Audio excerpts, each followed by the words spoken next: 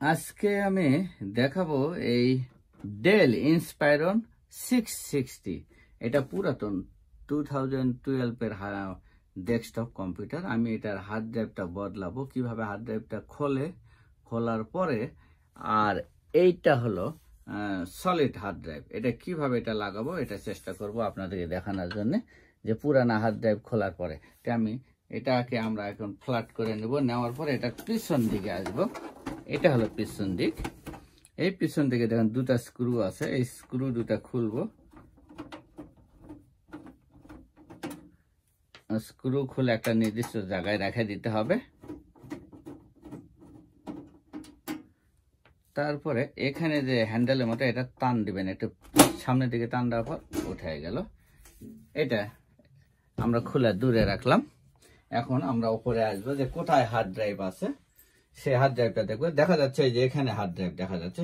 Hard ড্রাইভে দুটা connection দেখেন আছে। এই দুটা কানেকশনটা হাত দিয়ে একটু টান দিব, দুই দিকে করে কানেকশনটা খুলে গেল। আর এই কানেকশনটা একটু হাতে টান দিব, খুলে গেল। তারগুলা রাখলাম। রাখার পর এখানে আর এখানে দুটা স্ক্রু আছে, এই দুটা স্ক্রু আমি খুলবো।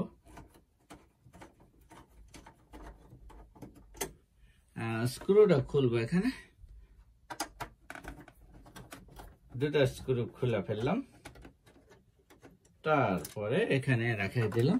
দেওয়ার পরে এই দুটা মাথা ধরে টান দিলে খুলে যাবে। যদি না খুলে আপনি স্ক্রু ড্রাইভার এখানে বাজে একটু পেলা দিবেন, উঠে যাবে। তাহলে এখন এই দেখেন আমার এখানে আটকে গেছে, একটু টাইট হয়, তাহলে আমি একটু স্ক্রু ড্রাইভারটা চাপ দিলেও খোলা যায়। দেখেন খুলে গেল। এখন তারপরে এটা হলো হার্ড ড্রাইভ। এই হার্ড ড্রাইভটা খুললাম। এখানে দেখেন ফাঁকা জায়গা আছে অনেক, এখানে ফাঁকা জায়গা আছে। এই ফাঁকা জায়গার মধ্যে সলিড হার্ড ড্রাইভটা লাগাবো। তো এখন এইটা আমি টোটালি খোলা রাখবো এবং সলিড হার্ড ড্রাইভটা আমি লাগাবো। তো দেখা যাক আপনার সলিড হার্ড ড্রাইভটা লাগাই কিভাবে।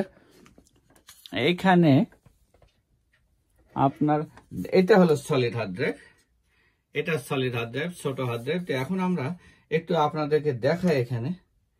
তো এইটা দেখেন, এটা ছিল বড় মাপের, আমি এটা ছোট মাপের এখানে লাগাবো। তাহলে আমরা করব কি, এই রকম স্ক্রু, এই স্ক্রু গুলা আমাকে দেখতে হবে কোনটা এখানে লাগে, এই দিকে লাগে না এই দিকে লাগে। যে দিকে লাগে আমার একটা জায়গায় কোনো রকমে আটকায় রাখতে পারলে হলো। তো আমি খুঁজে বার করলাম যে এই স্ক্রুটা লাগবে এখানে। তাহলে আমরা করব কি, এই পাওয়ার বাটন দেখেন, এই যে এইটা এখানে লাগিয়ে দিলাম, এটা সলিড হার্ড ড্রাইভে লাগিয়ে দিলাম। আর এইটা যে আরেকটা কানেক্টর সেটাও আমি লাগাই নিলাম। একবার দেখি, এখন এখানে লাগাই দিই। এটা দুটা লাগাই দিলাম। দেওয়ার পরে এইটা আমার যেভাবে হোক এখানে একটু জাস্ট লাগায় রাখতে হবে, আমার বেশি না লাগালে হবে। তো তখন আমি দেখি যে এখানে কোথায় লাগানো যায়। তখন করব কি, এখানে দেখেন এইখানে এই যে বিভিন্ন রকম ছিদ্র আছে, এই ছিদ্রের সাথে আমরা একটা ছিদ্র মিলাবো, কোন ছিদ্রের সাথে পাওয়া যায়। তো এখন দেখা যায় যে এই যে দেখেন নিচে বিভিন্ন রকম ছিদ্র আছে, আমরা একটা ছিদ্রের সাথে মিলাই, একটা ছিদ্রের সাথে মিলাই দিই। দেখি দেখা যায় এখানে দিলেও তো হয়। এই যেখানে দিলাম দেখেন, এই যে ছিদ্রটা দেখেন, ওই যে এই যে এখানে একটা ছিদ্র দেখা যাচ্ছে।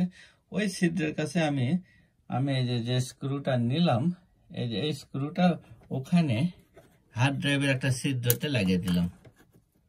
যে কোনো একটা ছিদ্রতে লাগিয়ে দেবো, লাগিয়ে দিয়ে পাক দেবে। দেখা যাক,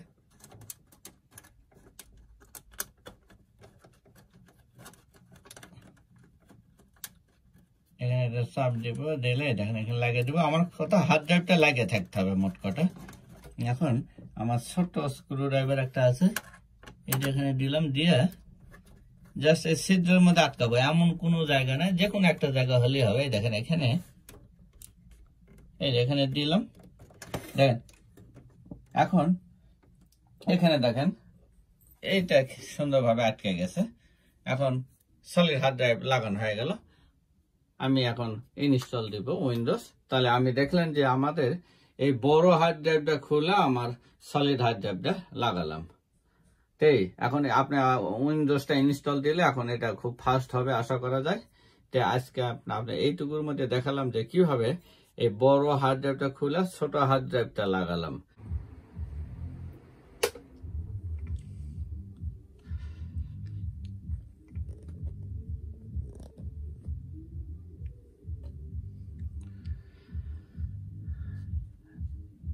সলিড হার্ড ড্রাইভ এসএসডি লাগানোর পরে রিকভারি করতেছিলাম আমি ওই পুরানা কম্পিউটার থেকে। রিকভারি করার সময় দেখেন এই পেজটা এলো, চালু করে রাখছিলাম। ইএস করার পরে এখন এই পেজটা আসলো। আমি এখন নেক্সটে ক্লিক দিব, দেখা যাক কি এইসব বিভিন্ন টার্ম অ্যান্ড কন্ডিশন। নিচে রাইট সাইডে দেখা যাচ্ছে অ্যাকসেপ্টে ক্লিক দিলাম। ওয়াইফাই এটা স্কিপ, ওয়াইফাই দিলাম না, skip, okay. and you express setting, okay, express custom setting or express setting, এটা একটা দিলি হয় দেখি। এক্সপ্রেস আর কাস্টমে কি হয় দেখি।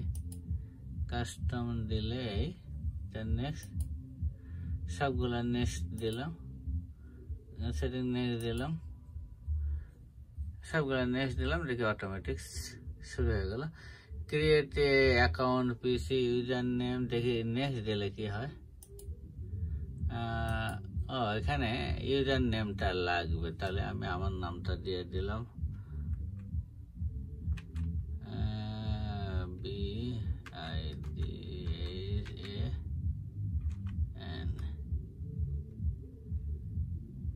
বিধান দিলাম, দেখি একটু নেই হবে। পাসওয়ার্ড না দিলে হচ্ছে, ইউজার নামটা দিলে হয়ে যাচ্ছে। এখন এই যে we are happy to hear you, এটা ইনস্টল হচ্ছে। আমি ওই